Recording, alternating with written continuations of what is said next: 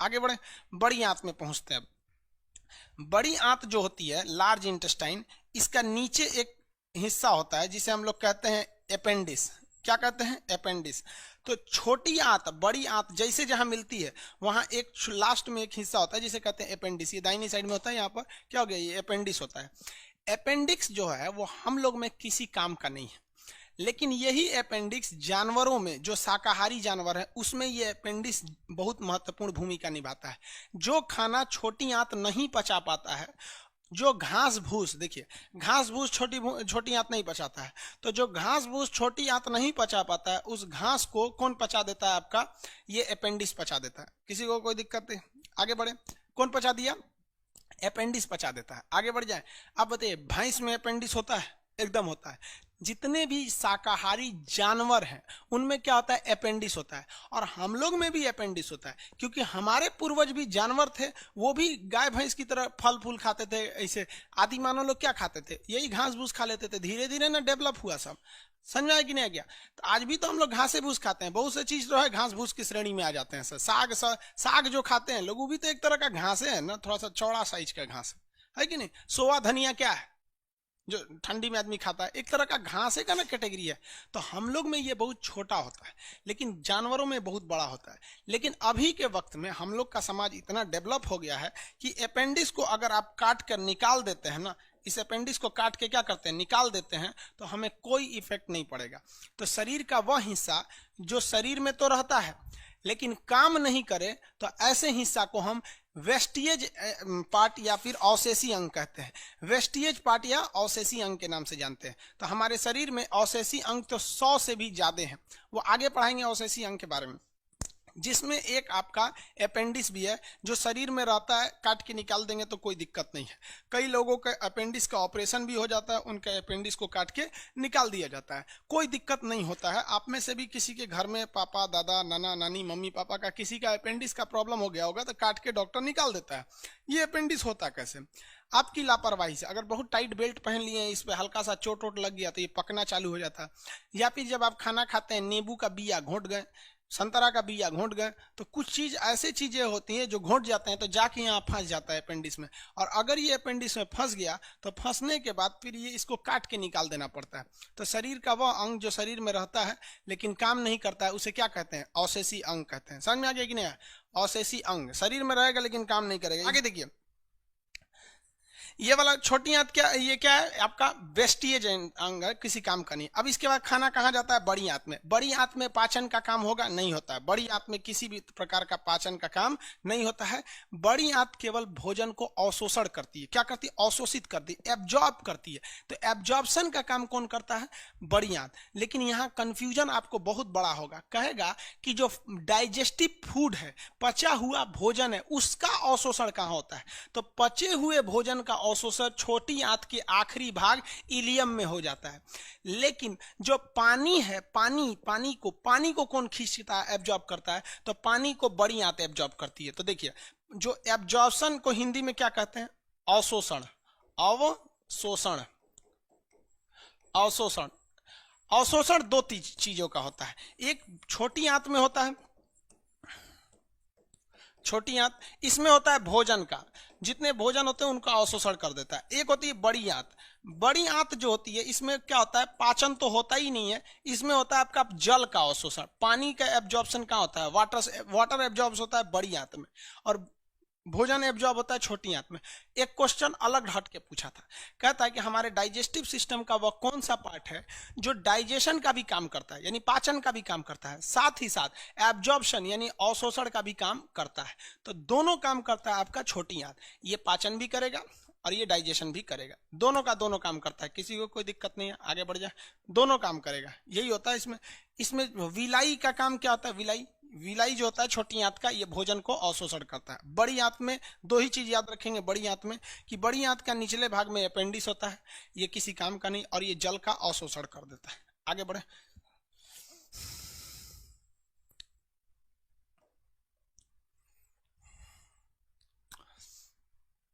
देखो भैया बड़ी आंत बना देते हैं। ये यहाँ तो हम पेट वगैरह इसे बना देते हैं, ये छोटी आंत हो गई हमारी।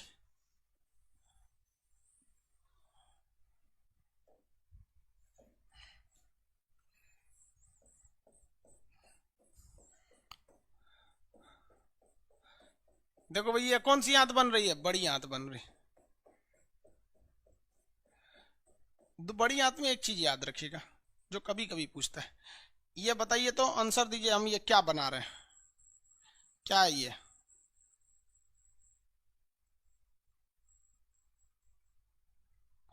फटाफट आंसर देंगे, क्या है? बाबू अग्नाशय जो है ना घोंचू कहीं का, देखो इधर ये चैप्टर आता है ग्लैंड चैप्टर में, और ग्लैंड को हिंदी में कहते हैं ग्रंथि। सुनो गधा, ग्रंथि 3 टाइप का होता है, एक्सोक्राइन, इंडोक्राइन, और एक होता है मिक्स ग्लैंड, मिक्स्ड ग्लैंड।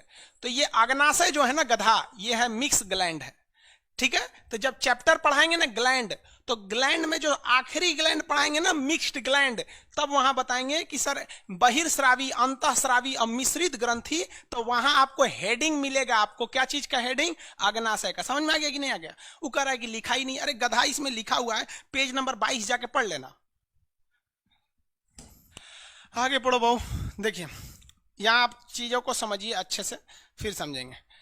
ये बड़ी आंत का 2 ही काम, एक जल का अवशोषण कर देता है, दूसरा इसमें अपेंडिक्स हो गया, अपेंडिक्स हो गया।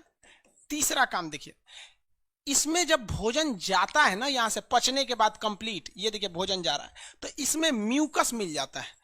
म्यूकस, म्यूकस क्या करता है? चिपचिपा बना जाता है। तो पके हुए जो अनपचा भोजन है जो बाहर निकलने जा रहा है, उसमें क्या मिला दिया जाता है? म्यूकस। और इसमें मिला देता है बिलरुबिन। क्या मिला देता है? बिलरुबिन,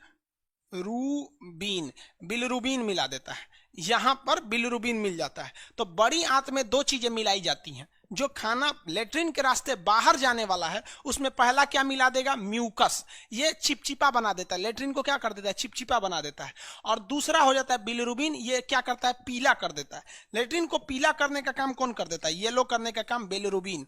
इसलिए आप किसी भी कलर का खाना खाएंगे, लेट्रिन पीले रंग का ही होता है। और म्यूकस क्या करता है? चिपचिपा। क्या बना देता है? चिपचिपा। चिपचिपा क्या कर दिया? ये चिपचिपा बना दिया। समझ में आ गया कि नहीं आ गया? तो भोजन को चिपचिपा, लेट्रिन को चिपचिपा कौन बनाता है? ये म्यूकस। कुत्ते जो होते हैं ना, जानवर, कुत्ता कुत्ता कुत्ता में ये म्यूकस बहुत कम पाया जाता है। कुत्ता में म्यूकस कम पाया जाता है, इसलिए वो लेट्रिन करेगा ना, देखिएगा बड़ी परेशान हो जाता है वो लेट्रिन करते वक्त। अब बचपन में जब कोई कुत्ता लेट्रिन करता था तो हम लोग ऐसे उंगली बांध देते थे और कहते थे ना कि ऐसे खींचो, वो और लेट्रिन नहीं कर पाएगा, तो खींच खींच के परेशान करते थे लोग। तो कुतवा को, अब हम लोग के मन में ये रहता था कि हम ऐसे करके उंगली ऐसे खींचेंगे ना, इस तरह से उंगली फंसा के, तो कुत्ते का लेट्रिन ही नहीं हो पाएगा। अरे बेवकूफ, कहीं का उसमें म्यूकस नहीं होता है, इस वजह से उसकी लेट्रिन दिक्कत हो जाती है। गाय भैंस में देखिएगा वो एक हक खांची लेट्रिन कर देंगे, से कोई दिक्कत नहीं है। क्यों? क्योंकि उनके में म्यूकस मिला रहता है और बिलिरुबिन के कारण पीला हो जाता है। जब कभी भी बॉडी में बिलिरुबिन बहुत ज्यादा हो जाता है तो पूरे ससुरे बॉडियों को पीला कर देता है। ऐसे बीमारी को हम लोग पीलिया या जॉन्डिस का नाम से जानते हैं। अब ये बिलिरुबिन कहां से निकलता है? तो लीवर से निकलता है। यहां क्यों नहीं पढ़ाएंगे? तो भैया लीवर भी ग्लैंड में आता है। जो पढ़ा रहे हैं आप उसको सीधे समझिए, जो हम बोल दिए ना वही जीएस है। रिजल्ट लेना चाहते हैं तब, अभी बात समझ में नहीं आएगी, धीरे धीरे कंप्लीट समझ में आ जाएगा। ठीक है, आगे समझ गए। अगला देखिए, ये बड़ी आंत में जल मिला दिया, निचला भाग अपेंडिक्स हो गया, जल का अवशोषण कर लेता है। कॉलरा समझते हैं? कॉलरा, हैजा बोलते हैं कॉलरा को हिंदी में। कॉलरा एक बहुत खतरनाक बीमारी है। कॉलरा बीमारी में क्या होता है कि जो बड़ी आंत है ना, ये वाली बड़ी आंत, ये काम नहीं करती है। और जब काम नहीं करेगी तो बॉडी से जो लेट्रिन जा रहा है, ये लेट्रिन जा रहा है, ये लेट्रिन में से पानी को वो खींच लेती है। बड़ी आंत क्या करती है? पानी को खींच लेती है लेट्रिन से।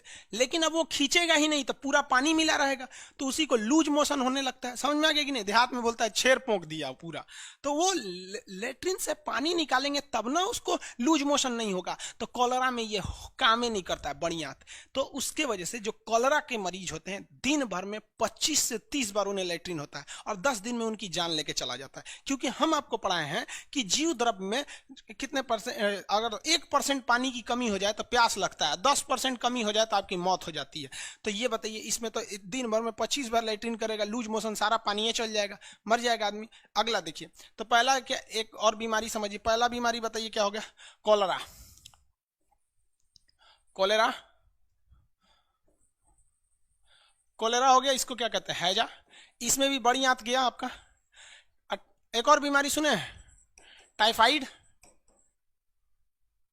इसमें भी बड़ी आंत चला गया।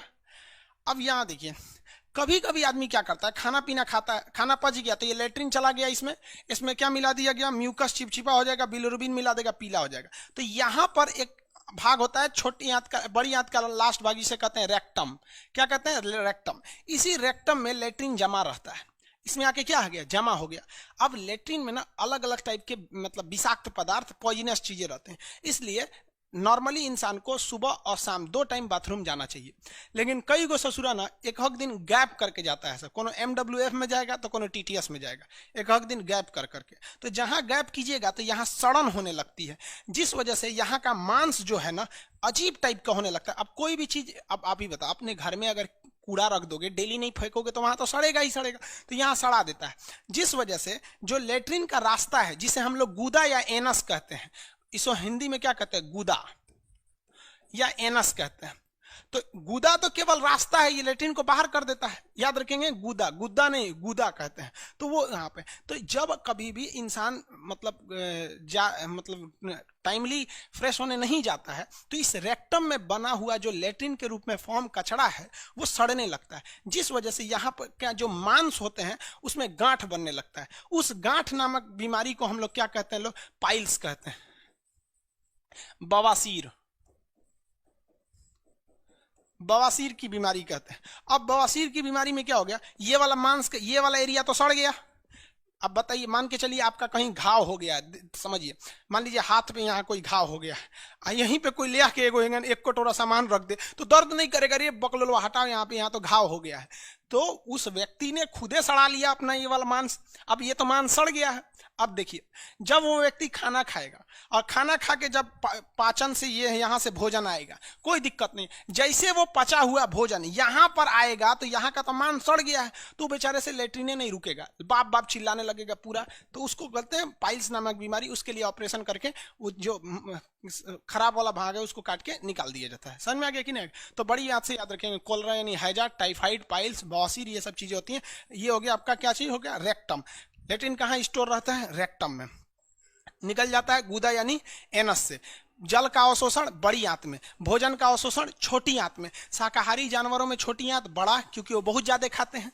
मांसाहारी जानवरों में छोटी आंत छोटा, क्योंकि वो कम खाते हैं। अब आप कहेंगे कम, देखो भाई, हर इंसान, दुनिया का कोई भी इंसान हो, वो शाकाहारी ही ज्यादा खा पाएगा। आप बताइए, आप इतना दाल चावल खा लेते हैं, दाल चावल हटा दीजिए, केवल इतना मांस दिया जाएगा ना तो ज्यादा नहीं खा पाएंगे। मांस हम लोग केवल टेस्ट बढ़ाने के लिए खाते हैं, ना कि पेट भरने के लिए। कभी सुने किसी से आज क्या खाए हो, खाली मीट खाए हैं? नहीं भैया, वो मीट के साथ कुछ ना कुछ और खाएगा, चाहे पुलाव खाए, चावल खाए, रोटी खाए, लिट्टी खाए, कुछ भी खाए, लेकिन वो खाएगा। आप मीट क्या खा सकते हैं, 2 से 4 पीस, दलीदर है तो 10 पीस, यही ना होगा, लेकिन पेट नहीं भर सकते। वो फ्लेवर को बढ़ाता है। तो मांसाहारी जानवर ज्यादा खाता ही नहीं है यार, वो तो कम ही खाता है। शेर क्या खाएगा, 1 बकरी में 2 शेर आराम से खाएगा, एक दिन का काम हो गया वहां पर। बकरी इतना बड़ा होगबे करती है। और भैंस को देखिए ससुरा, दिन भर में 10 भूसा का। भैंस कितना खाती है, कितना भैंस कितना खाती है दिन भर में, कै खांची? हमारे ऑपरेटर की भैंस कह रही है सर तो खाते ही रहती है, दिन भर खाती है। भैंसिया सही में बहुत खाते रहती हैं। चलिए ध्यान से समझिए, ये समझ में आ गया पाचन का काम। अब पाचन से कुछ क्वेश्चन हो जाए, यहीं तक पाचन था। पाचन की क्रिया स्टार्ट हुई मुंह से, सबसे देर तक भोजन रहा 4 घंटे तक आमाशय यानी पेट में, ठीक है। पाचन की क्रिया कंप्लीट हो गई छोटी आंत में। भोजन का अवशोषण हो गया छोटी आंत के लास्ट भाग यानी इलियम में, किसके द्वारा, विलाई द्वारा। पानी का अवशोषण हो गया बड़ी आंत में। समझ आ गया कि नहीं आ गया, किसी को कोई दिक्कत नहीं? सबसे मुश्किल से क्या पचता है, तो प्रोटीन, क्योंकि पेट में पचाया था उसको पेप्सिन, ये क्या नाम है, अग्नाशय में पचाया उसको ट्रिप्सिन, और छोटी आंत में पचाया उसको इरिप्सिन। समझ में आ गया कि नहीं आ गया? अब बताइए, भोजन को अम्लीय कौन बना देता है, पेट, क्योंकि HCl होता है। ये बार बार याद रखिएगा। HCl कहां से निकलता है, आमाशय से। HCl आमाशय से निकल गया, याद हो गया आप लोग को, वेरी गुड। छोटी आंत वगैरह हो गया, कंप्लीट हो गया सब यहाँ पे, किसी को कोई दिक्कत तो नहीं है?